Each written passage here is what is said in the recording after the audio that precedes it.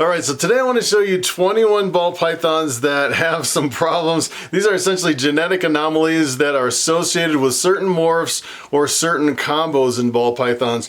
And this is the stuff that I wish I would have known going into ball pythons when I was buying snakes. So I really knew what I was getting into when I bought into the projects. Some of them are, I would say you can actually buy into some of these projects. It's okay. I'd say they're minor, kind of weird quirks in some of the ball pythons. Some of them are so severe, you probably want to stay away from the morphs or the combos. So what I'm going to do today is I'm going to jump over to the internet and I want to show you some of these unique genetic anomalies in ball pythons. Alright, so I'm going to jump over here on morphmarket.com and I want to start with the spider ball python. And I'd say as far as genetic anomalies and the snakes that have problems, pretty much everyone knows that the spider is probably the one that has probably the most press as far as a genetic anomaly. Everyone seems to pick on the spiders. And let me tell you, there's a lot of other genes that have some issues besides the spider. And I think the spider gets probably a lot of negative press because it's such a visually stunning snake. It's probably one of the most visually stunning snakes, and that's I'd say that's kind of what draws you into the morph. You see the snake and you're like, oh, that is such an amazing snake, I need to buy it. And then after you buy it, then you find out later on that, you know, it's associated with head wobble or stargazing. You can have some neurological issues. And I've actually produced spiders last year, and my hatchlings, I'd say they're pretty much 99% as far as the head wobble. Very slight head wobble, if anything. As a matter of fact, I've seen some people breeding spiders for 20 years and they've never had an issue with head wobble. Although on the flip side, I've seen some that are really severe where they almost have like a corkscrewing effect on the head. So if you're buying into spider, I'd say it's kind of a double-edged sword because there's some people really against keeping and breeding spiders, but it's such an amazing morph. And there's actually people that ask me every year if I have any spiders, and that's kind of why I produced just a few. So this is actually kind of interesting. If you look at the pattern on the spider, it has this really reduced kind of a spider web pattern. And take a look at this snake. This is actually the Woma, which is really almost looks really close to the spider, but it mixes with combos a lot different. This one's also associated with the head wobble. And there's actually another one. Take a look at this one and then compare it to this one. They almost look exactly the same. This is the hidden gene Woma, not to be confused with the Woma. So essentially when the hidden gene Woma came out, it almost looked exactly like the Woma. As a matter of fact, if you put them side by side, there's a lot of people say that you really can't tell one from the other until you start mixing it in with other genes, and then it definitely has a different effect. That's kind of why they call it the hidden gene Woma, because it looks like a Woma, but when you mix it with other things, it reacts completely different to give you a completely different visual appearance when you're mixing it in with snakes. Here is another one that also is, you know, susceptible to the head wobble. So it's the spider, the Woma, the hidden gene Woma, and the champagne. The champagne, I've actually seen some that were really extreme, actually really bad examples of a severe head wobble. I actually saw one in a pet store crawling on its back upside down, and the guy said that he got it free from some breeder. And let me tell you, you probably shouldn't be, you know, giving these snakes away for free that have some neurological issues. You probably should figure out something else to do with them besides just giving them away as pets, especially if you're putting them in pet stores. Probably not really good for the pet store, but I've actually seen problems with all four of these for head wobble. Here's another one that was really popular when it first came out, and then it died down and almost nobody produces them. This is the desert ball python. The desert, I would say, it's actually, I did a morph special on the desert. I say it mixes probably the best of any other gene when you mix it in with other combos. The problem with the desert is the females are infertile. I've never actually heard of anyone who's ever produced viable eggs from a female. As a matter of fact, a lot of people say when they breed their female deserts, they'll actually kill their female. They'll end up dying in the process of laying eggs. So if you're buying into the desert, I definitely really watch that you don't buy a female, or if you do buy a female, I'd probably just do it as a pet. And if you produce some, I'd say it's probably a pretty hard sell because not a lot of people are working with the desert. And you shouldn't really confuse this with the desert ghost, which is a completely different recessive mutation. The desert is actually a dominant mutation. And if you find a desert present, I'd say it's pretty rare. I actually looked over at Morphmarket. There is 0 females available for sale over on Morphmarket right now. Just a few males. Not a lot of people working with this gene. So here is another one that's kind of interesting. This is the banana, otherwise known as the coral glow. A lot of people say the banana and coral glows are essentially 2 different lines of the same snake. Some people say they're slightly different, and from what I've seen, they're pretty much the same. They start out as a really bright color, and as they age, they kind of turn into more of a yellowish, kind of an orange snake, and then they get all these freckles. And the interesting thing about the coral glows is when you breed them, you end up with an odd ratio of males to females. So if you actually have like a female like this one, the females are kind of immune to this. So female will produce 50% males, 50% females.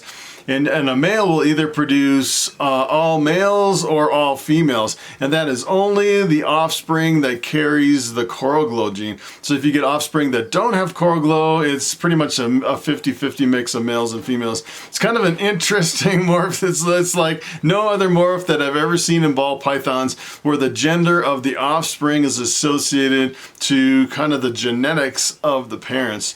I would say it's not really a defect, but it's kind of an interesting anomaly. So as a matter of fact, I actually bought into this project. I bought a male coral glow, which was a male maker. And if I actually intended to make females from that, I would be out of luck because every single coral glow that I've ever produced over the last few years have all been males. It's kind of an interesting anomaly. Here's another one. This is the caramel albino, one of the first albino morphs to hit the market. It's been around for quite a while, and this has some problems with kinking. I've actually seen some problems with specific lines. It seems like in this particular morph, there's specific lines of caramel albino that kink more than others. I've also heard on this snake that actually people have been breeding this for decades, never had a single snake that was kinked, and I've actually seen some people breeding lines where almost every single snake came out kinked, which is kind of weird. When we're talking about kinks, essentially what it is right in the spine, there's a genetic defect where the spine is not completely straight. It has some kind of an anomaly in the structure of the spine, and the snake can't completely straighten out. And I'm actually trying to breed caramel albinos this time for the first year. I bought a couple hets. I've been breeding them quite a bit, but I've never actually tried to produce a visual. So it'd be kind of interesting to see if my line actually kinks. Hopefully it won't. So sometimes you buy into these projects and you're not completely sure what you're getting into, and then sometimes you just have to take a chance if you're starting into a breeding project with some of these morphs. So here I want to get into some combos. This is actually some combos that have some problems. As a matter of fact, if you take a champagne and you breed it to a spider and you get an offspring that has both of those genes, the champagne and the spider, it's actually a lethal combination. And you can see here, no one really has ever produced a champagne spider. And here's another one, the champagne and hidden gene Woma. So if you have a champagne and you have a hidden gene Woma, you definitely don't want to breed them together because this, as a matter of fact, this is actually listed. Some people say they've actually produced this, but you end up with the severe wobble because you have, the wobble from the hidden gene Woma and the wobble from the champagne. Some people say this is actually a lethal combo. Nobody has actually produced one over here on Morphmarket. So here's another one. This is actually the Sable and the spider. Some people say if you actually breed these two together, you get a severe wobble, and sometimes it's difficult to actually hatch these out of the eggs. And you can see over here on Morphmarket, no one has actually ever produced one. So here is another one that could be problematic if you actually cross the Sable with the champagne. And some of these you might get lucky if you actually breed them and produce some snakes. Sometimes the head wobble, you get lucky with the odds. But the problem is if you actually take two genes that are susceptible to head wobble and you breed them together and you get a snake with both of those genes in there, you have a higher percentage of a head wobble and really good odds to get really severe head wobbles. So you definitely don't want to cross those together. This actually is a Sable and a champagne. Someone's actually produced this, and I saw in their ad they didn't actually mention if it had a head wobble. It'd be kind of interesting to see if this one had a head wobble. Here's a snake that I actually have in my collection. This is a lesser pied. So the lesser is in the blue-eyed leucistic, and if you actually work lesser into pied, you end up with a completely white snake. Kind of the genetic anomaly on this one, if you look really close, it actually has eyes that are a lot smaller than a regular ball python eyes. And as a matter of fact, mine has like super tiny micro eyes. I've actually seen some that look like almost normal eyes, but on this one and the snake that I produce, it has super tiny eyes. Looks kind of weird, but other than that, it is. I really like the white snakes. Makes for a really good snake, but you know, just keep in mind that if you actually produce something like this, you'll end up with really small eyes in most cases. Here's another one that's susceptible to head wobble. This is the Powerball, which is the super spot nose, kind of a genetic anomaly. The spot nose, as far as I've heard, it's perfectly fine by itself and mixed in with other genes, but you start mixing two together. If you cross two spot nose together, 25% of the time you'll get the super spot nose, and that is susceptible for head wobble. You have to really watch that on your Powerball combos. Here's another one. This is I'd say this is kind of, there's a lot of people actually producing some of these over on Morphmarket. There's quite a few. This is actually the Super Cinnamon. The Super Cinnamon is susceptible to several defects. I'd say probably the biggest ones are duck billing and kinking and bug eyes. Sometimes you get bigger eyes than normal. Sometimes you get kinking, like with the caramel albino, and sometimes you'll actually get a duck bill. And the duck bill is kind of a weird anomaly, only seen on just a few morphs, and what it is the mouth is kind of flattened out and spread out almost like a duck bill, where it has a kind of a weird deformed mouth. It doesn't really hurt the snake at all. I'd say it's just kind of a weird look on some of these snakes. Here's another one. This is actually the Super Black Pastel. The Super Black Pastel is really awesome because you can actually make panda pies, but when you're making panda pies, keep in mind that the Super Black Pastel is also susceptible to duck billing, kinking, and the bug eyes. And you kind of look at the head on this one, you can see it's maybe not completely normal like a normal ball python. It looks a little bit different. You can't really see any of the duck bill. It doesn't look like it's kinking or anything at all. It looks like the eyes are a little bit bigger in this case, but you know, some of these genes, it's kind of a genetic anomaly. Sometimes you just take the risk and go with it. Some people think, you know, some of these, like the bug eyes and the duck billing, are really not that big of a deal. It doesn't really affect the snake as far as eating or breeding. It's just a slightly different physical appearance of the snake. So here's another one. This is actually a lethal combination. So if you have a champagne, you definitely don't want to breed a champagne to another champagne, because 25% of the time you'll get a super champagne, which is a lethal combo. And if you come over here on Morphmarket, no one has ever produced a super champagne. I've actually seen some pictures of a super champagne, and essentially what it is, it's a completely white snake, and usually it dies in the egg or shortly after hatching for some weird reason. Seems like it completely develops and then shortly after it hatches, it passes away. So here's another one. This is the Super Spider. No one's produced a Super Spider over here. Most people will say that the Super Spider is lethal, that if you actually cross two spiders together and you get, you know, 25% of the time, you'll get snakes with two copies of the spider gene. And I've actually heard rumors that someone has actually produced a Super Spider. I haven't actually seen the data where, you know, if you actually have a Super Spider, you can breed it to something and all the babies will come out spider. But I would imagine even if you did produce a Super Spider, it would probably be susceptible to a severe head wobble, because you'd have two copies of genes that are both susceptible to the head wobble.